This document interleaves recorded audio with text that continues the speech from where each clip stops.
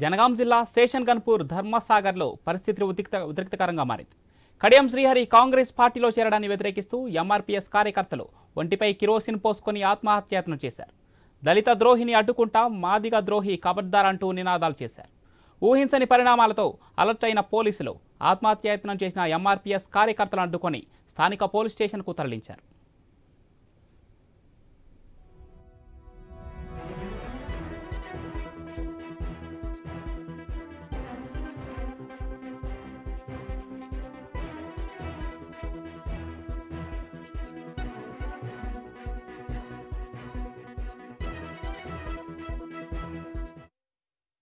ఆనాడు టీడీపీ ప్రభుత్వంలో దొమ్మంచి సాంబయ్య గారు 20 సంవత్సరాలు 20 ఏళ్ల కింద తన ఉద్యోగానికి రాజీనామా చేసి కాంగ్రెస్ పార్టీ కోసం, బడుగు బలహీన వర్గాల కోసం రాజకీయంగా ఏదో సేవ చేద్దామని చెప్పి వచ్చారు.